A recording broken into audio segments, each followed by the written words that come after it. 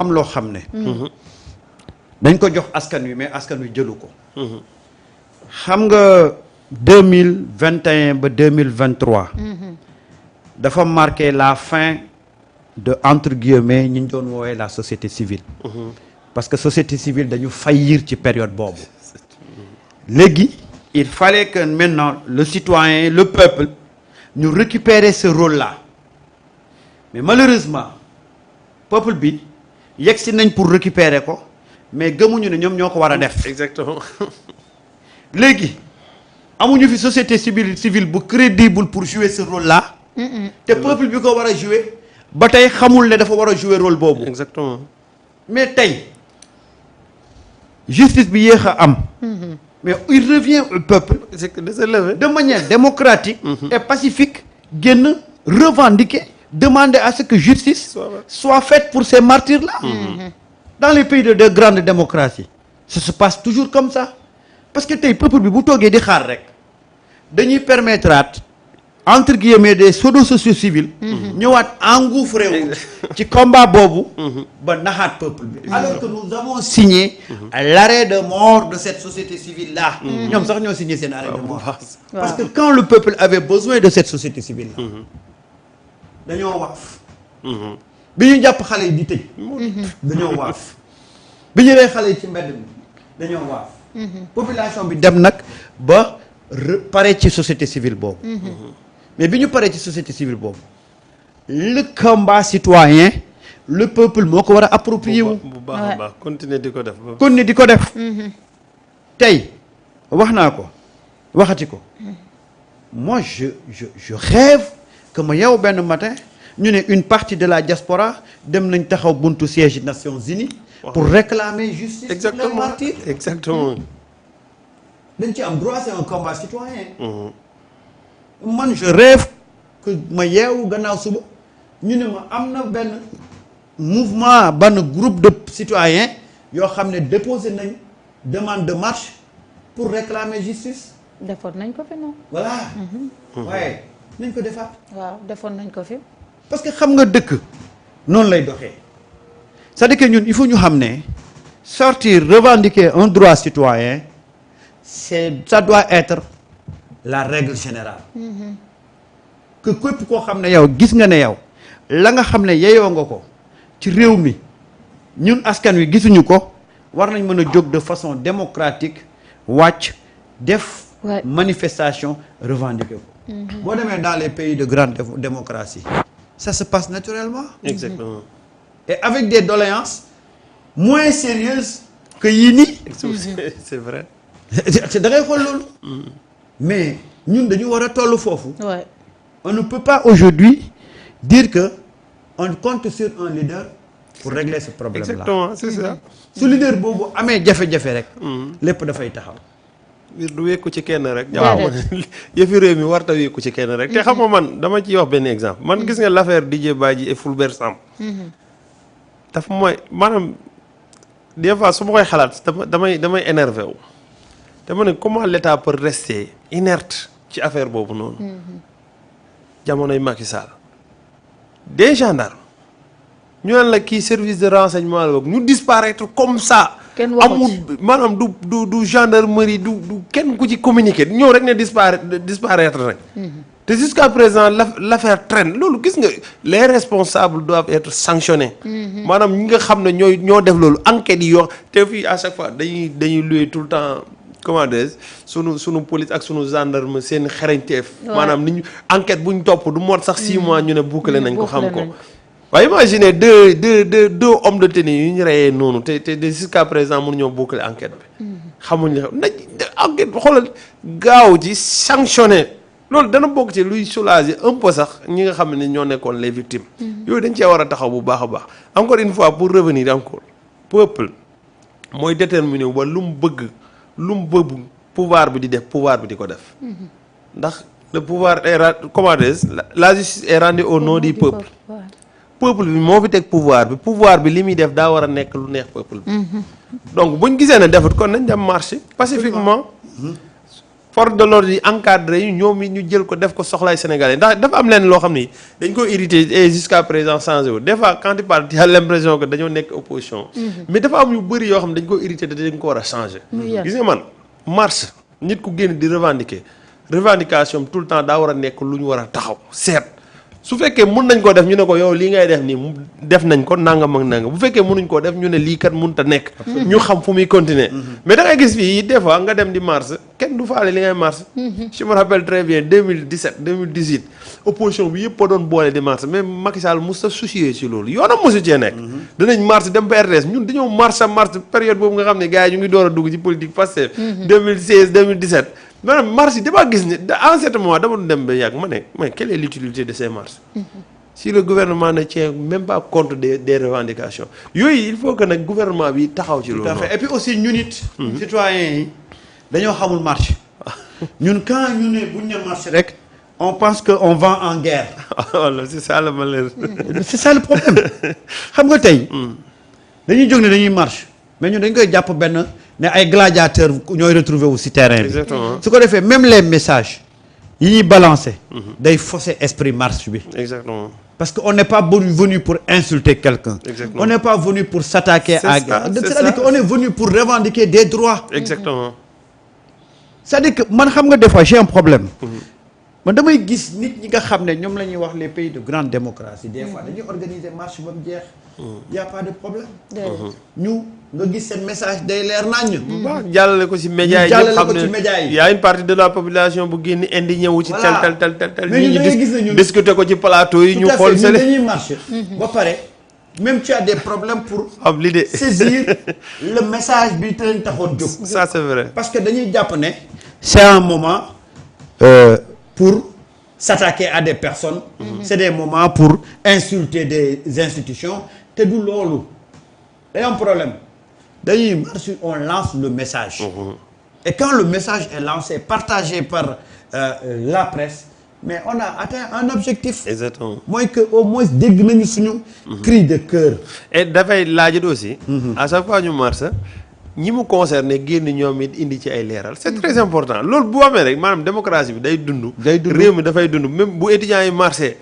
y'a leur ministère am na leen tutelle ñoom ñu génn joxe information wax lii ngeen revendiquer kat lii tax ñoom mënuñ koo defal nanga mën na buñ gisee ne loolu jubuut ñu continuer waat marché ba ñu am gain de cause loolu il faut que mu am su ko defee. mooy vitalité démocratique vraiment d'un pays tey boo xoolee pays développé yëpp ci loolu la ñuy dox noonu. dafay àgg ci.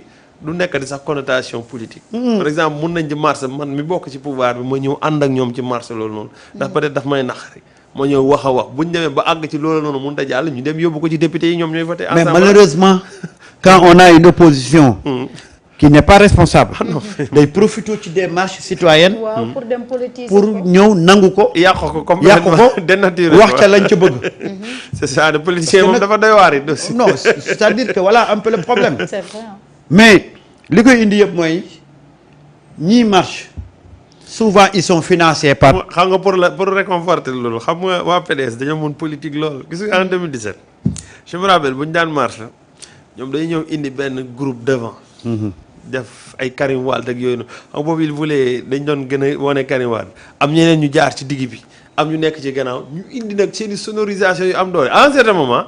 maanaam dañuy phagocyté yeneen parti yi ba dañuy ñëw ne ñëpp Karim Wade la ñuy xeexal. ba daan naa xool ay images France 24 tu as l'impression que ne PDS kese doon marche nga xam ne des fois dañuy xaw a biaisé totalement cause bi nga xam ne nit ñi doon xam nga boobu nit ñaa ngi marche ci na ñëpp bokk na bu Macky Sall yàq élection yeeg bu def dara mais ñoom dañ koy mujj am nuñ ko récupérer ba day mel ni nit ñi dañoo génnoon pour marcher Karim Wade loolu nag moo stratégie politique yi ñuy def la et tel ne doit pas être le cas gis réew moom bu demee ci àgg ci yenn développement bi revendication yi day connotation politique bi sax da ciy génn mais rien que pour le développement ak li nga xam ne mooy améliorer la vie des Sénégalais loolu moo war a nekk mais nag benn problème moom moo am c'est-à-dire que yéen Pastef Ousmane Sonko da leen tàmbal nekk au devant ba Ousmane bu réagirul kenn du réagir parce que xam nga Ousmane étant premier ministre il va jamais vous dire d'organiser une marche. c'est vrai loolu moom il va pas vous dire ça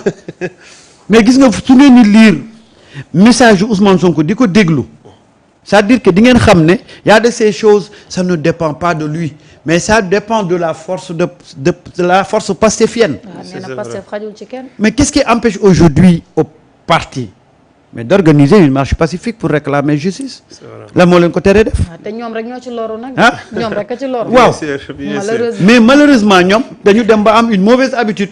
Quand Ousmane ne sort pas personne sort. non attends xam nga des fois boo am yenn leaders yi dafa naqaree changer dafa naqaree comment dirais-je substituer wu li ma naan daan naa ko wax benn waay yàlla parti mais Ousmane dafa ëpp doole lool parti bi est-ce que xam nga peut-être man mi ñëw jënd carte de membre bokk nekk ci instance yi ak sama morom bokk nag ki nga xam ne moom mu nga toog fële moom Sonko lay topp xam nga da nga koy gis léegi gars yi ñun Sonko point bokk da nga ci gis sax ko àgg si ne bokkuñ seen parti peut-être capacité bi mën a wax wala mobilisation bi loolu yàlla moom la ko defal da nga koy nangu c'est ça nag loolu moom mooy problème c'est-à-dire ñun nekk nañ ci état parti yi boo xam ne am na démocratie am na lépp mais dama naan li ñu irrité moo métteegum duñu irrité maanaam li ñu fi fekk ñu ci bëri tollaguñ ci changement boobu noonu maanaam xam ne peut-être damay ñëw conviction moo ma dugal mais du ma ko ajati sax ci le président Sonko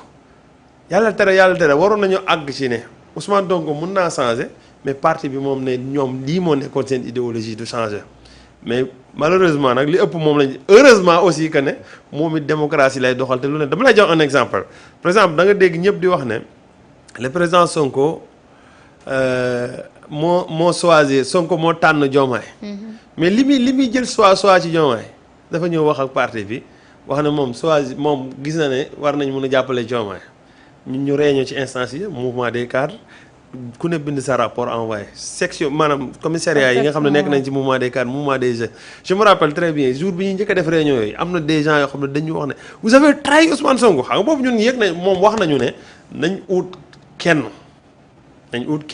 mais moom def na choix koo xam ne même moom bu demut kooku dana def indi ko ci parti bi mais biñ koy njëkk a teg xam nga doo wax a ñëw ne le président Sonko nee na ñu ut kenn mais da ngay ñëw exposer le problème am na ñoo xam ne suñ fi xalaatee un plan B nous avons trahi le président Sonko.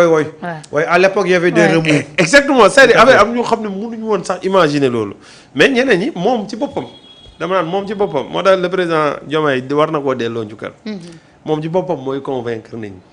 waaw ma personne importe peu. L'idéologie la. bu ma demut keneen dem ndax àgg nañ ci xeex boo xam ne moor yi ci ñun la ñuy jógee.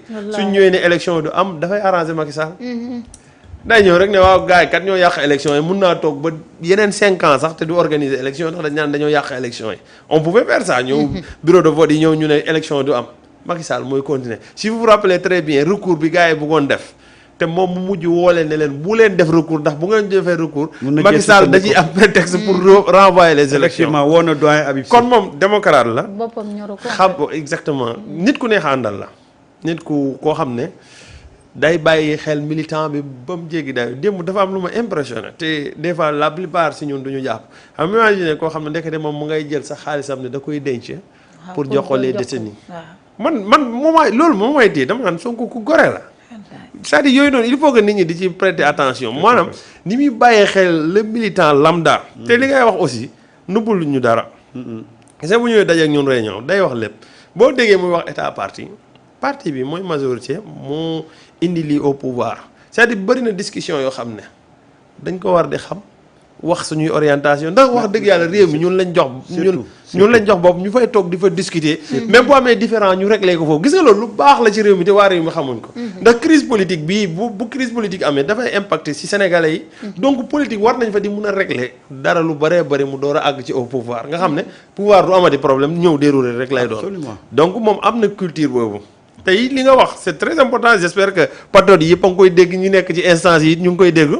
même le président moom mënut a ñëw di organiser marche ministre mënu ko organiser mais les militants sunuy instance mën na ñëw tëb moom kap ñëw organiser marche waaw militants yëpp ñu génn ñu dem ne dañu. wala conférence de presse exactement. voilà yooyu yëpp conférence de presse sax ñu ngi koy def mais en général. comme ñoo nekk au pouvoir day mel ni. waruñ festiger peut-être lu état def te gis nga je me rappelle très bien on était très organisé à l'époque Assemblée nationale bu daan def ces plénières là ak commission yi. on donnait les documents ñun mouvement des cadres secteur bu nekk si travail ñu jox ko suñuy député ñu ciy discuter loo ci gis loo xam ne dañ ko war a critiquer ñu critiquer te malheureusement instant bi defatuñ ko. te tey man damaa jàpp ne tey lañ ko waroon gën a def. dañoo waroon di ñëw di évaluer encore l'État. mouvement des cadres di leen di évaluer ci li ñuy liggéey di seet ndax am na performance wala amul performance mun nañoo àgg si sax ba ne ministre bi nañ ko wàccee ndax liggéeyut. xam nga yéen. mais malheureusement dañoo dem au pouvoir yu ci bëri xaw a perte. mais yéen dañ leen c'est-à-dire dañ leen imposer benn rythme boo xam ne. donte gisoon ngeen ne du lu baax mais da ngeen ci noppi woon. le fait que ñu déconnecte le parti ak pouvoir bi. man je suis le premier boo ko rappelé woo. dëgg la à fustiger loolu. parce que dafa am lu ñuy wax. état dafa am un parti état li tax mu am solo. L'État communique de façon institutionnelle. Mais le parti fait la communication politique. Exactement. Et la communication politique. moom mooy toucher li ëpp ci population bi. parce que communication institutionnelle bi c'est destiné peut-être aux partenaires. C'est vrai. Mais le prolongement de la communication surtout communication politique bi ça revient au parti. gis nga bi ngeen commencé dem ci pouvoir bi. 2 mois ngeen def ma commencé toog fi di ko critiquer. ma ne le fait que le parti n'est pas activé. c'est pas bon signe. gis nga pour te réconforter gis nga politique publique. parti bi rek moo ko mën a dérouler. je donne l'exemple même bi ñu doon def assainissement yeeg yooyu noonu. moi je me rappelle très bien. bu ñu waxee journée ay assainissement bu parti bi jógul kenn du génn. je me rappelle waa Grand Yoff section communale Grand Yoff dama gis ñoom dañuy organiser cotiser waat dem di defi. après moo xool ba mu yàgg ma ne état dëgg-dëgg dafa war a ñëw jàpp ci parti bi ndax parti bi rek moo mën a dé bépp politique publique boo déroulé bu ci parti bi accepté wul loolu du àgg. d'ailleurs loolu moo tax journée set setal yàggut. exactement gis nga finalement parti bi dañoo dem ba santé ne bokkuñ ci ak yooyu noonu bu ñu taxawee rek kan mooy demate. et voilà les prémices. yi doon wane ne fii ngeen di agsi. c'est vrai. xamoon ngeen ko de. c'est vrai mais volonté moo leen jàppoon ba ngeen gëmmu ko. amoon envie affaire yëpp baax. ba yéen gisoon ngeen ne lañ leen doon dunduloo tout au début. du li taxoon ngeen ne Diomaye mooy Sonko mooy Diomaye. gis nga seen journée set setal yooyu man dama ci dem connecté wu ci avec les patriotes. mais bien vrai que ñu ngi doon def semblant ne ñoom ñoo doon jouer les premiers rôles. mais ils étaient pas impliqués. bien sûr xam bonne volonté moo leen jàppoon rek. ak bëgg affaire yi baax bonne volonté kese. foofu lañ leen commencé gis nga ba gilet yi ñu doon sol t-shirt yi ñuy sol bale yeeg brouette yi parti bi ci boppam moo ko jëndoon di ko defi. absolument yaay ñëw sonn ba à un certain moment ñu ne mais ñun on est fatigué quoi. tout à fait xam nga peut-être état waroon na di am yenn yu muy débloqué. sax nga ñëw par exemple brouette yeeg peel yi ñuy def yooyu état bi ñuy defal liggéey assainissement bi mu ñëw jàpp ci mais malheureusement. patriote ñoo ko doon def boo doon xool Touba nga gis ay patriotes yu dugg ci caniveau yi di def yooyu damaa jàpp ne force boobu état da ko war a utiliser pour notre développement mais malheureusement maanaam dañ ñuy def connotation politique ba jàpp ngay gis non y avait un ministre même bu ma invité woon benn visite bu mu doon def mais lim ma njëkk a wax non xam nga affaire bi it bëgguñ ma am connotation politique comme yow si nekk après ma si saa si ma ne non kii dafay jaawale lu bëri yow ñun politique bi li ñu bind suñu programme moom nga war a dérouler c'est vrai que sax ñun dañu waroon ñëw sax ñun suñu commission bi yëpp accompagner lañ on fait partie de l'état quand même mais loolu nous sommes des Sénégal mais finalement après dañuy dem après ne non parti bi na beeru fële léegi ki nekk parti bi nekk fële bu gisee ne moom booleetuñ ko rek dootu impliqué ay mujj sax mer wala mu frustré soo gisee gars yi di wax appel à la base nañ ñëw gisante waat ak gars yi yooyu yëpp yi ko gis nga loolu daf ci am ñoo xam ne Marieta moo tax le président bi mu waxee ne état parti loolu c'est très important dafa am ñoo xam ne dañ cee profité pour tappale parce que loolu moo leen arrangé woon exactement et c'est une façon d'isoler les patriotes voilà c'est-à-dire que ils voulaient pas travailler avec les patriotes bien vrai que ci patriotes yi lañ jóge mais bañ leen falee ñoom dañoo profité ci mot rupture. voilà c'est ça le mot. non man c'est-à-dire rupture léegi parti bi na beeru fële. loolu moo leen arrangé woon. avec l'administration finalement. loolu moo leen arrangé woon gis nga. li xew tey dafa nuyoo woon kenn faalewu ko. dañ ko fayu toot. kenn fayu ko woon. et avant muy yegg si au plus haut sommet. c'est des responsables c'est des ministres qui avaient même incarné ce comportement-là ba tey mu yegg si au sommet. parce que dafa am ñoo xam ne sous prétexte de rupture. ci lañ doon mais di isoler. les patriotes. journée set setal bi les patriotes ont les premières journées yi patriotes dañu def seen kenn dalaayu kattan génne seen porté ko gis nga fii nii fii ci mbedd mii nii. waaw ale bi ale bi ay patriotes ñoo fi nekkoon ñoo génne woon seen i ay moyens. gis nga c'est ça. kenn waxu leen sax jaajëf. c'est ça. mu am ci ñoo xam ne nag ils étaient à l'aise ci schéma boobu parce que ils vont se dire que bon c'est une occasion pour mettre tout ce monde là-bas quoi à parce que côté. ñi ils sont encombrants tappale moo ci duggoon de léegi nag ñoom dañ au nom de la rupture moom lañ doon prétexter pour mettre à l'écart les patriotes mais boo xoolee début bi dafa amoon benn dynamique boo xam ne ay patriotes dañu jógoon pour accompagner le régime sans rien demander exactement. sans rien demander te malheureusement loolu dafa coupé. mais gars yi nga xam ne gëmuñu projet bi te ñu ngi ci biir ah ñu ngi ci biir waa ñoo ci profito ñoo ci ëpp. au nom de la rupture pour écarter les patriotes patriotes dem ba benn instant nag ñu gis seen bopp exactement. toog jàpp seen jàmbur moo tax les dernières journées c'était carrément mobilisation du am mobilisation un du am. fiasco parce que